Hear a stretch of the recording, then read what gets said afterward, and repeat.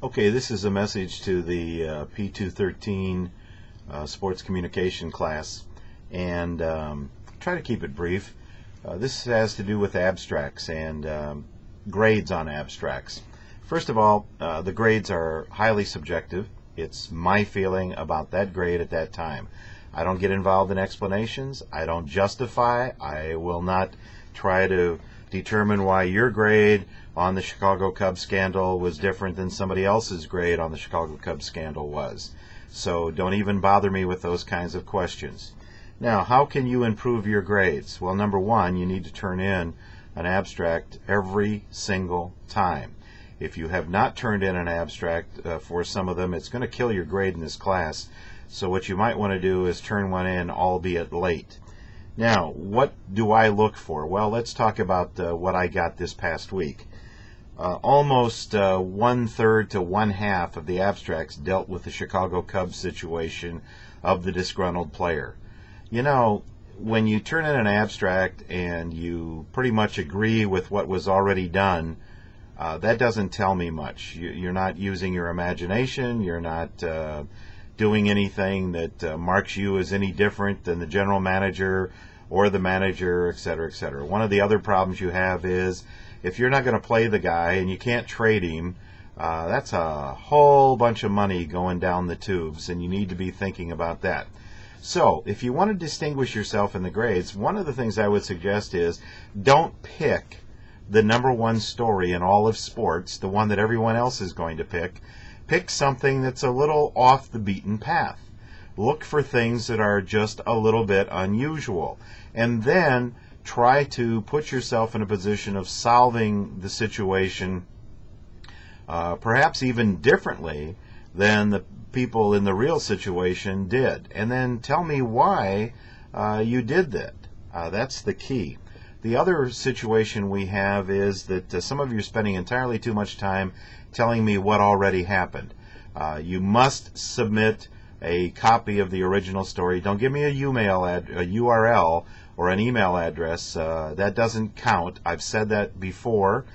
You must submit a copy of the original so I can consult it and look at it and see. So make sure you've attached the original. So give me a copy of the original story. Do not tell me what the original story says at length, because I can read that. I'll figure that out. Don't give me one of these first, second, third. Tell me a story. Write me a story. I don't need to know. And don't send me a letter. I have to go to the very end to find out. And I am respectfully submitted, Commissioner of the NFL. You know what? Don't do that. Don't be pompous or anything else. You're in a class. You have an opportunity to talk about what you would suggest as a possible solution for a problem in sports, and that's what I'm looking for. So look around, try to find something that isn't going to be the Serena Williams story, the Chicago Cubs story, the track sex story, all of those.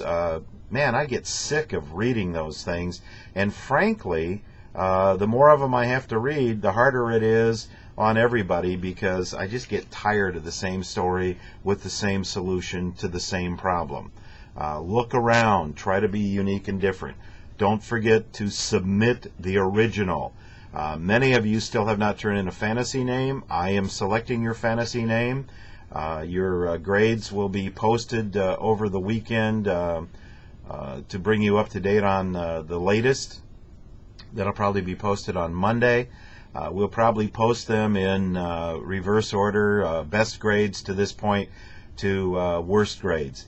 Now, in order to kind of help you see where you're going to be grade-wise in the class, remember the final project that we have, the place where you go and observe and write a big paper about a high school, a college, or a professional sports contest. Well, in order for you to kind of know where you stand right now, I've filled in a grade on that. The grade I put in is a 70. That's a C. Gosh, you ought to be able to do better than a C on that project. I would hope by then, definitely, you can do that. Those ought to be B and A projects. So, with the C on that, and you'll see that everyone's got a 70.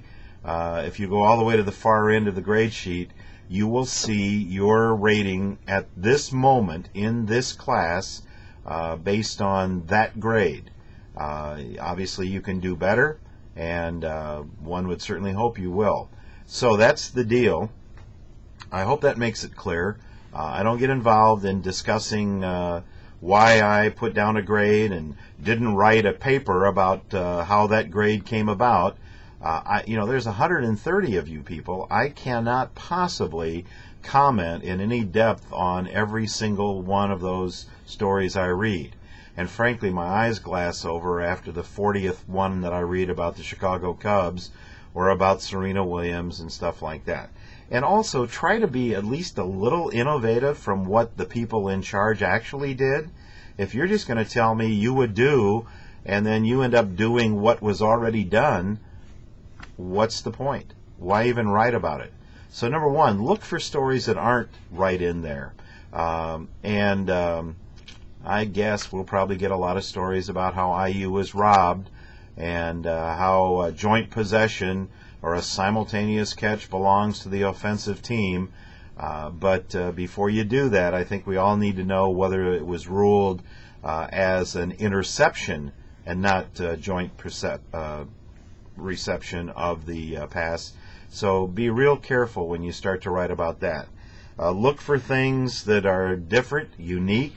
Look for things that you get off of the front page of the sports section and get into a little depth about other things that are going on in the sports venue. I think that one of the things that strikes me is the number of you that wrote about the player that was arrested and had 3 loaded weapons with him, and how you were going to give him anger management and all kinds of other things. The guy broke the law. It wasn't just that he had 3 weapons. He had 3 loaded weapons. And then some of you suggesting that you, because he's a celebrity and probably needs a gun because of the threats to himself, that you would provide the bodyguard for him that was licensed to carry a weapon. What? How many millions are you already paying him? And then you're going to take more money and charge your fans more money to provide him a bodyguard? Think about that, and think about the wisdom of that.